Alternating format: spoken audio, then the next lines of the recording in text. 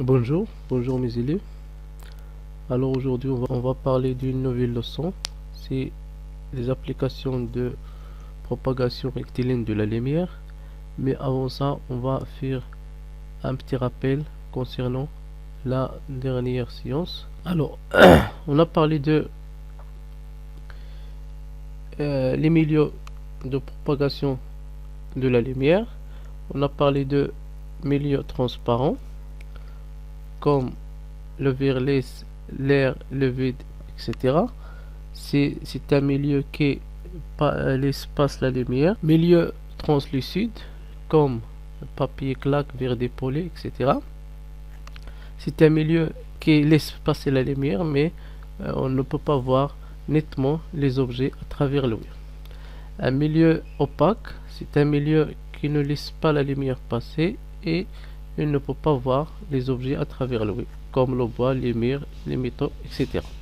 On a parlé aussi de le principe de la propagation rectiligne de la lumière. On a dit que dans un milieu homogène et transparent, la lumière se propage en ligne droite dans toutes les directions. Alors on arrive à représenter un rayon lumineux par une droite munie d'une flèche indiquant le sens de la propagation de la lumière.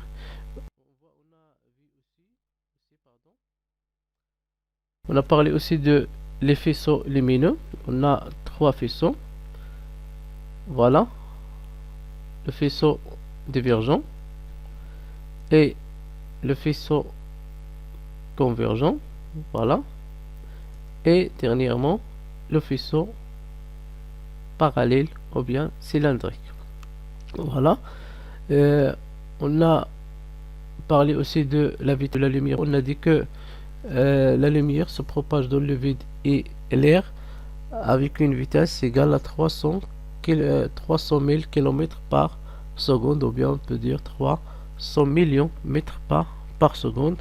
Et à cause aussi de les grandes distances qu'il existe dans l'espace entre les planètes, on parle d'une nouvelle unité de distance, c'est l'année-lumière. L'année-lumière, c'est la distance parcourue par la lumière pendant une année. On a trouvé que une année-lumière égale à 9,46 10 à la puissance 12 km. C'est ça. Voilà, c'était ce qu'on a vu dans la dernière leçon. Maintenant, on va parler de notre leçon d'aujourd'hui. Alors, on va commencer par cette situation. À la fin du Xe siècle, on connaissait déjà le phénomène de la chambre noire, puisqu'il avait été parfaitement décrit par la science arabe, et plus précisément par Ibn al-Haytham, qui appliqua le principe de la chambre noire pour expliquer la formation de l'image visuelle dans l'œil. Alors, comme question de départ, c'est quoi une chambre noire? Voilà. La chambre noire est une boîte opaque dont une face est translucide, c'est-à-dire soit en verre dépolé ou bien en papier glaqué ou bien autre chose, qui joue le rôle d'un écran et dont la face opposée est pressée d'un petit trou appelé sténopée, par lequel pénètrent les rayons diffusés par les objets extérieurs. Voilà l'image d'une bougie sur l'écran de la chambre noire. On observe ou bien on constate que l'image était renversée. Alors notre question, c'est comment peut-on expliquer l'image renversée obtenue? Alors pour répondre à cette question, on va faire cette expérience. Alors on va faire cette expérience. On place devant le sténopée de la chambre noire un corps lumineux AB. On va voir ici une simulation. Voilà. Alors regardez bien que les rayons lumineux se propagent en ligne droite pour former l'image A', B' qui est renversée. Alors on peut dire que on a obtenu une image A', B' renversée à cause de la propagation rectiligne de la lumière. Voilà. Alors on peut dessiner ce schéma. Voilà. Voilà un objet AB sans image A', B' qui est renversée sur l'écran de la chambre noire à cause de la propagation rectiligne de la lumière. Alors on a déjà dit que la chambre noir donne une image réelle et renversée de l'objet à cause de la propagation rectiligne de la lumière.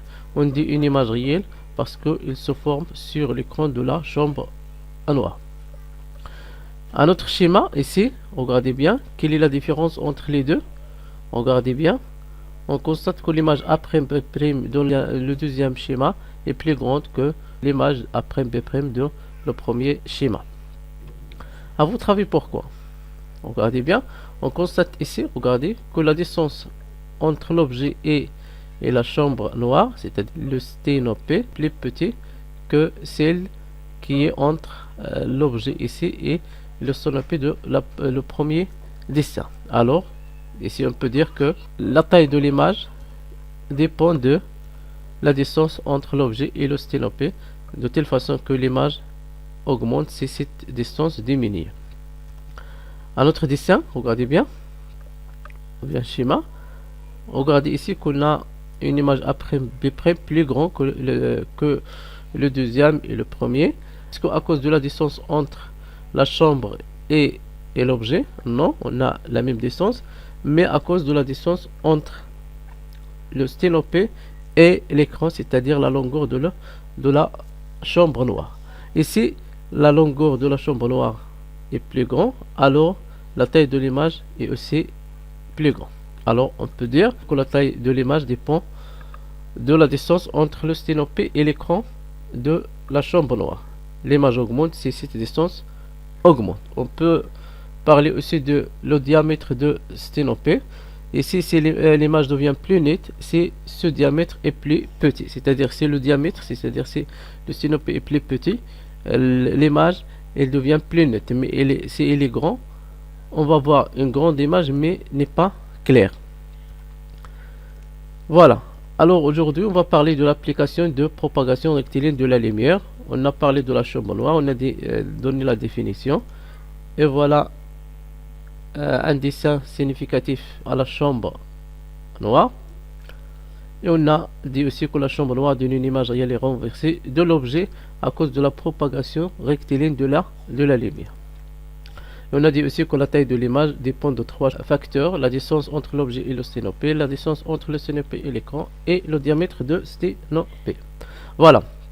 Maintenant, on va parler d'autre chose. On va baser sur cette situation. Le théâtre d'ombre consiste à projeter sur un écran des ombres produites par des silhouettes que l'on interpose dans le faisceau lumineux qui éclaire l'écran. Alors, notre question: comment se forment ces ombres? Alors, pour répondre à cette question, on va parler premièrement si on a une source ponctuelle, une source de lumière ponctuelle est une source de dimension assez petite pour être considérée comme un point lumineux. On va voir ici simulation. Voilà. On revient ici. Voilà, source de lumière verte. La source ici, et on peut le considérer comme un point. Voilà une balle et voilà l'écran. Regardez bien. Voilà. À cause de cette source, on a obtenu des zones sur l'écran. Cette zone, c'est la zone éclairée par la lumière. Ici, on parle de l'ombre portée, l'ombre de la balle portée sur l'écran. L'ombre portée. Et ici, on parle de l'ombre propre d'objet ou bien de la balle. Et entre les deux, c'est-à-dire l'ombre portée et l'ombre propre, on parle de la zone d'ombre ou bien le cône d'ombre. Voilà. Très bien. Alors ici, on peut dire qu'on a trois zones. C'est la première zone, c'est l'ombre propre qui existe sur le ballon, l'ombre portée sur l'écran, et une zone qui est entre les deux s'appelle la zone d'ombre ou bien le cône d'ombre. Voilà, on a dit qu'on a trois zones, mais la question: comment expliquer la formation de ces ombres? Alors, regardez bien. Voilà, on a dessiné ici les rayons lumineux. Voilà les deux rayons qui nous permettent d'obtenir l'ombre portée, et aussi l'ombre propre et le cône d'ombre. Voilà, c'est-à-dire on peut dire que on obtient ces zones à cause de la propagation rectiligne de la lumière. Voilà. Alors on a dit que la formation des ombres s'explique par la propagation rectiligne de la lumière, et on peut distinguer dans ce cas entre trois ombres. Voilà source ponctuelle, voilà l'objet, et voilà les rayons lumineux émis par la source ponctuelle. Voilà l'ombre propre qui est sur l'objet, et ici l'ombre portée qui existe sur l'écran. La zone éclairée, et voilà le cône d'ombre, ou bien la zone d'ombre. Alors on a dit que on distingue entre l'ombre propre et l'ombre portée et la zone d'ombre, ou bien cône d'ombre. L'ombre propre, c'est la partie non éclairée d'un objet opaque. L'ombre portée, c'est la tache noire qui se forme sur l'écran, et la zone d'ombre, ou bien cône d'ombre, c'est l'espace entre l'objet et l'écran qui ne reçoit pas de lumière de la source. Voilà. Maintenant, on va passer au deuxième cas. C'est le cas d'une source étendue. Une source étendue, ou bien une source de lumière étendue, est une source de dimension assez grande. Il se construit au moins de deux sources ponctuelles. Voilà. On va voir ici simulation. Bien, voilà la source étendue, l'objet et l'écran. Voilà. Alors, on peut parler ici de l'ombre portée, la voilà, et l'ombre propre qui existe sur l'objet, et voilà le cône d'ombre qui existe entre l'écran et l'objet. On a ici une zone qui est un peu éclairée, qu'on appelle pénombre, et ici on parle de le cône pénombre, c'est l'espace qui est un peu éclairé entre l'objet et l'écran.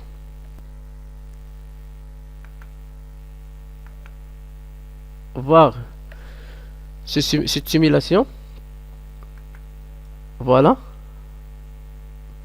Alors, on constate que les rayons qui propagent en ligne droite nous permet de obtenir l'ombre propre, qu'on dit en arabe del al-mahmoul, et l'ombre propre qu'il existe sur la balle. Et de plus, on parle de pénombre, en arabe on dit shibh del al-mahmoul, et autour de le cône d'ombre, on parle de le cône de pénombre. Voilà, en haut et en ombre. Alors, à cause de la propagation rectiligne de la lumière, on peut distinguer pour une source étendue entre l'ombre portée, l'ombre propre, le cône d'ombre, le cône de pénombre et pénombre. Voilà. Alors, si on utilise la source lumineuse, ou bien une source lumineuse étendue, en plus des différentes zones d'ombre citées dans le cas de la source lumineuse ponctuelle, il y a, voilà,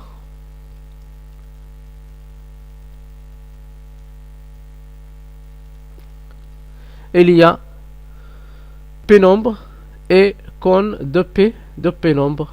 Alors, le pénombre, c'est la zone peu éclairée qui entoure l'ombre portée, et la zone de pénombre, ou bien le cône de pénombre, c'est l'espace peu éclairé entre l'objet et l'écran. Si un observateur, si on suppose qu'un observateur situé, ou bien il existe dans l'ombre portée, est-ce qu'il peut voir la lumière de la source utilisée? Forcément non, parce qu'il est dans une zone où il existe l'obscurité. Mais s'il existe cet observateur dans la zone de pénombre, il peut voir une partie de la source étendue, de la source lumineuse. Mais s'il existe dans la zone éclairée, il va voir la source. Voilà. Alors c'est on peut écrire ça comme remarque. Si un observateur est placé dans la zone éclairée, il voit la source en entière, c'est-à-dire totalement. S'il existe dans la zone de l'ombre portée, il ne voit pas la source. S'il existe dans la zone de pénombre, il ne voit qu'une partie de la source. On peut ajouter aussi que la taille de l'ombre portée augmente lorsque la distance objet-source diminue, ou bien lorsque la distance objet-écran augmente. C'est-à-dire si l'objet est très éloigné de la source, son ombre, il doit être plus grand. Si l'écran est plus proche à l'objet, aussi on va voir une ombre qui est plus grande. La dernière remarque, la couleur d'une ombre est toujours noire, quelle que soit la couleur de la source de lumière. C'est normal parce que l'ombre c'est l'absence de la lumière, alors la couleur de la lumière ici n'est pas important. Maintenant on va passer à parler de deux phénomènes qui sont naturels.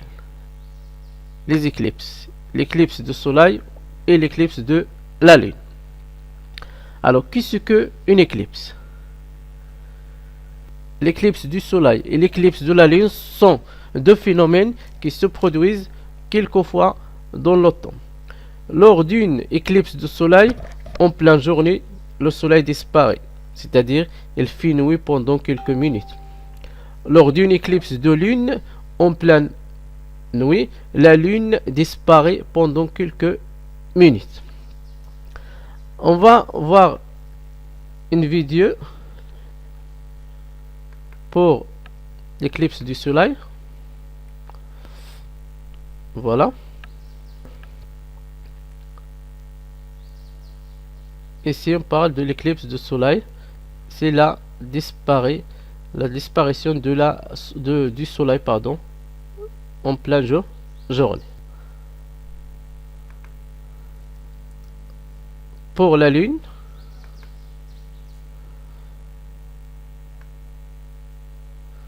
voilà, dans la nuit, on va voir la disparition de la lune quelques secondes ou bien quelques minutes, et elle revient à diffuser la lumière. Voilà.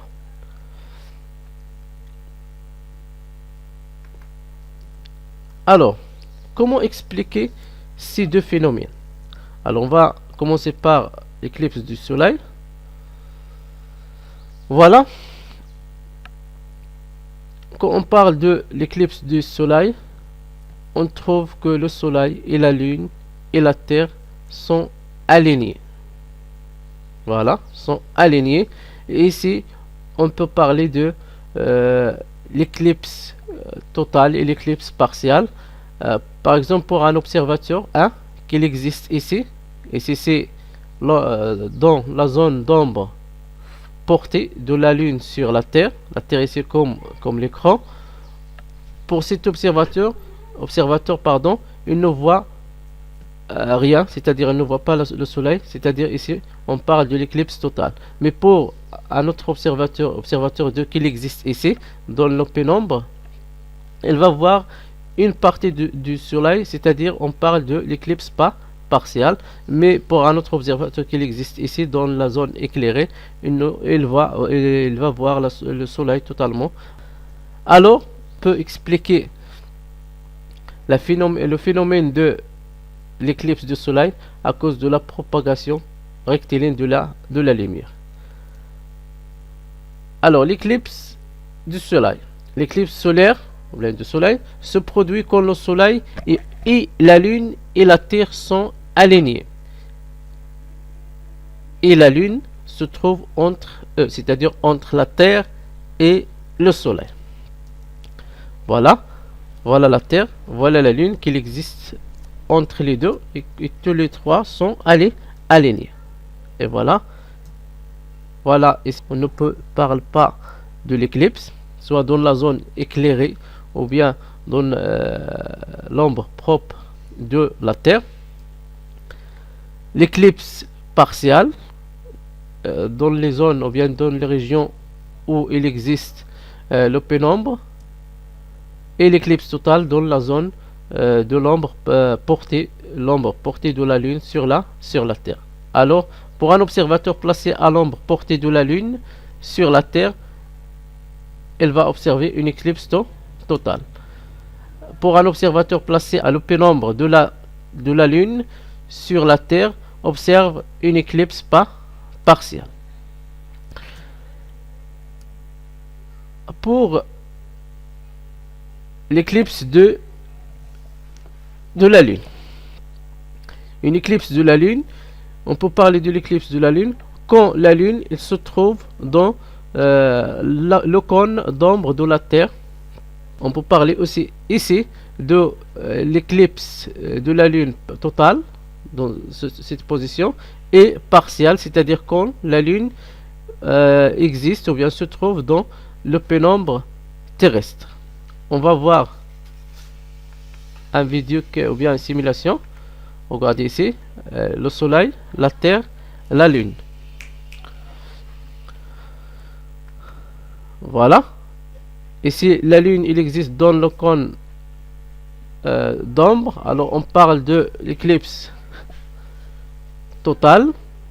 Et quand la Lune se trouve dans le pénombre, on parle de l'éclipse partielle. Alors, l'éclipse lunaire ou bien l'éclipse de la Lune se produit quand le Soleil et la Lune et la Terre sont alignés. Et la Terre se trouve entre eux, c'est-à-dire entre entre la Lune et le Soleil. C'est-à-dire que la Lune se trouve dans le cône d'ombre de la Terre. Le dessin qui représente ça. Alors voilà, le Soleil, la Terre, la Lune, ils sont alignés. La Terre, elle est entre le Soleil et la Lune elle se trouve dans le cône d'ombre de la Terre. Alors notre leçon est terminée. On va partir à quelques exercices. Application 1. Répondre par vrai ou faux. La chambre noire donne une image droite, c'est-à-dire non renversée. Est-ce que ça vrai ou bien faux? Exactement faux. La taille de l'image obtenue par la chambre noire augmente lorsque la distance objet sténopé diminue. C'est vrai. La taille de l'image obtenue par la chambre noire augmente lorsque la distance sténopé écran diminue. Faux. L'éclipse se produit lorsque la Terre est entre le Soleil et la Lune. Faux, parce que l'éclipse, ici on parle de l'éclipse de Soleil. Il faut ajouter ici de Soleil. L'éclipse de Soleil se produit lorsque la Terre est entre le Soleil et la Lune. Faux. On observe une éclipse totale si on a dans l'ombre portée de la Lune sur la Terre. Oui. Toujours on parle ici de éclipse du Soleil. Voilà. Deuxième application. Nommer chaque zone. Alors, premièrement, c'est le pénombre. Deuxièmement, c'est cône de pénombre. Troisièmement, c'est source. La source étendue. Et quatrièmement, c'est l'ombre propre. Cinquièmement, c'est cône d'ombre. Et sixièmement, c'est l'ombre portée. Voilà. Voilà d'autres exercices que vous pouvez faire. Exercice 2. Pour chaque lettre, dessinez l'image obtenue sur l'écran d'une chambre noire. Voilà les lettres M, A, R, O, c'est le mot Maroc. Vous pouvez, dans la deuxième ligne du tableau, dessiner l'image obtenue par la chambre noire pour chaque lettre. Le deuxième exercice. Une chambre noire de longueur 4 cm donne à un objet AB qui est situé à 4 cm de son sténopé une image A', B'. Voilà le dessin. Première question, tracez les rayons de lumière qui donnent l'image obtenue. La deuxième question, dessinez le schéma et retracez les rayons de lumière dans les cas suivants. Premier cas, si on rapproche l'objet de la chambre en 1 cm. Deuxième cas, si on diminue la longueur de la chambre noire de 1 cm. Et la troisième question, comment la taille de l'image varie-t-elle dans les deux cas précédents? Voilà. Merci pour votre attention.